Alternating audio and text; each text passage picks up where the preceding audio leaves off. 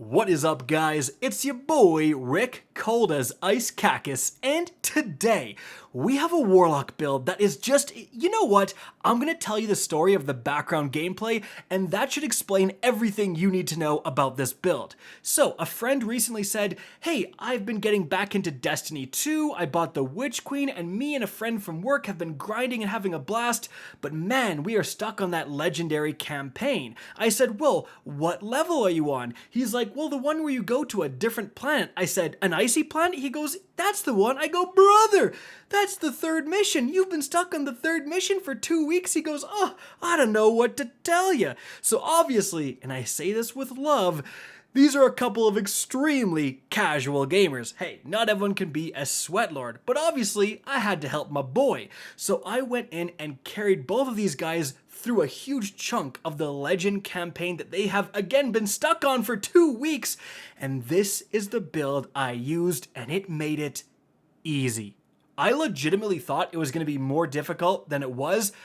I was wrong. Like, this build made it free. It was insane. There was parts where we'd be low on tokens, not because of my fault, and I would say, you know what, guys, just stay back and I'll see if I can handle these guys.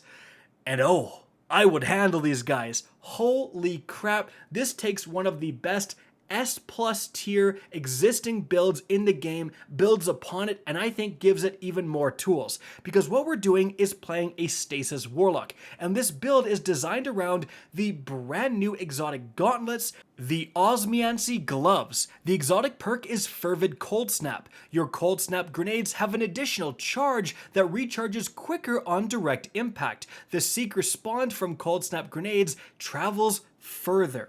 But guys, we're not really using these for the cold snaps, we're using them because they give you an extra grenade, which means we can get 2 Bleak Watchers. This aspect is really what makes the Warlock S+ tier in PvE.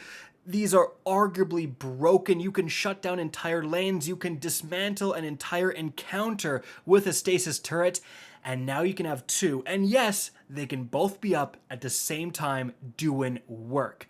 We're going to combine these with the next aspect, Glacial Harvest. Every time we freeze a target, which as you can imagine with 2 Bleak Watchers is just all the time, we get Stasis Shards.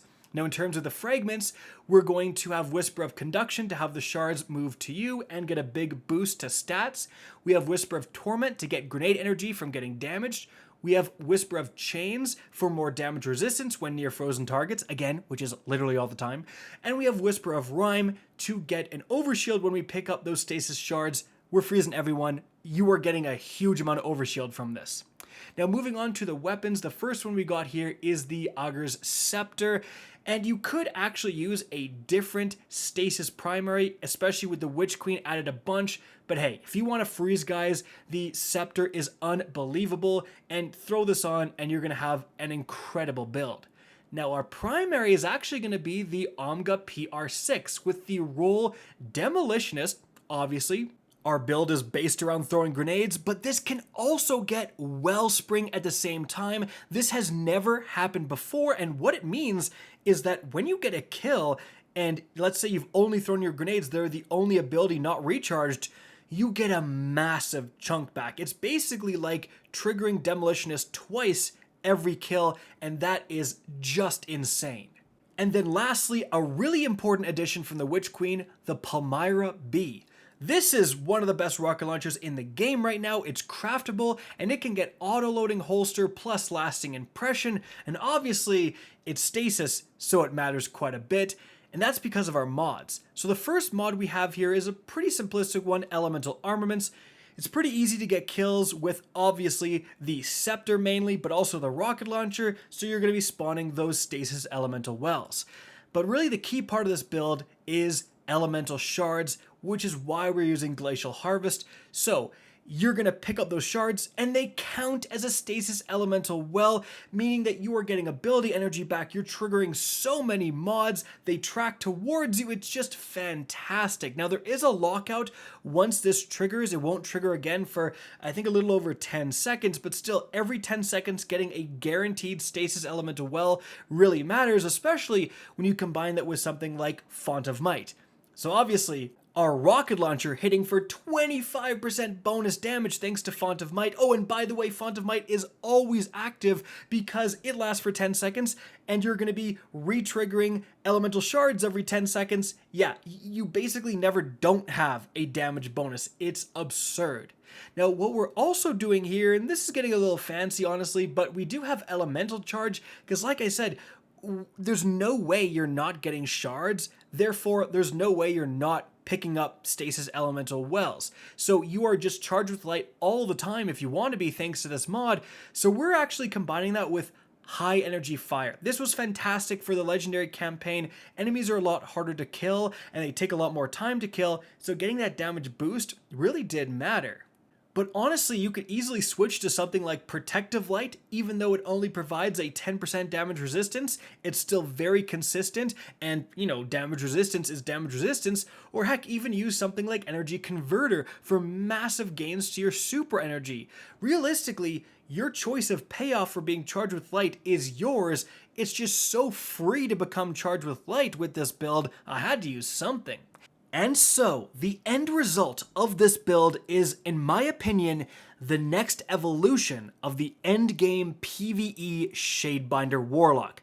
Right? Like, this is no stranger to endgame activities. People were using Bleak Watcher Warlocks for a long time. I was using it myself in stuff like Grandmasters in previous seasons. It was legitimately top tier, like S+ God tier in many activities, even master raids. I was rocking this thing. But when people were using those type of builds, it was always a question of which exotic should you use. Definitely, people were trying to make Verity's brow work, but that was a little tricky at times. You know, people were trying to use, like, Fatebringers with Osmosis to try to get Stasis damage. Like, it really wasn't ideal. And the other alternative was, like, the Eye of Another World helmet for just more recharge overall. But this, with the Osmiomancy Gloves, feels like what you really want out of an exotic for that particular build. Just getting a second grenade charge and having that ability to put down a second turret is exactly what this build has always wanted to do, right? One turret can cover one lane easily, but you can get in trouble if enemies are spawning all over the place. But now with two turrets being able to put two just right in front of enemy spawns, you can control a massive portion of the map. And that's exactly what I did. And talking to my teammates, I said, all right, guys, like, how is it playing with my build? And they were going, oh my goodness, this is night and day between us pounding our head against the wall previously. Now we're not getting rushed. Everything is frozen. Like they were saying, it's actually insane that every enemy I'm fighting is frozen. It's just free headshots. I am in no danger ever. It's just incredible. And that's what you're able to do with the Osmiomancies because you have that insane extra step in locking down all these enemies with that extra turret. But then honestly, the Palmyra is a huge piece of this build as well. Finally getting a Stasis rocket launcher like this is going to give this build that extra boss DPS potential that it really didn't have before. You were more of a dedicated ad clearer, but now, hey, when I get a Stasis weapon boost and I shoot my auto-loading lasting Palmyra, I'm doing a huge chunk of damage to a boss, especially if I potentially have high energy fire as well. I'm absolutely clapping with this rocket launcher, so that's a key factor as well. Overall, again, you are taking an S tier build that already existed, applying these new exotic gauntlets, which is really just going to elevate that build even more. You've absolutely got to try this thing out. It is just incredible. I hope you guys enjoyed this video, found it informative, and if you did, please remember to help me out by simply rating and especially sharing this video.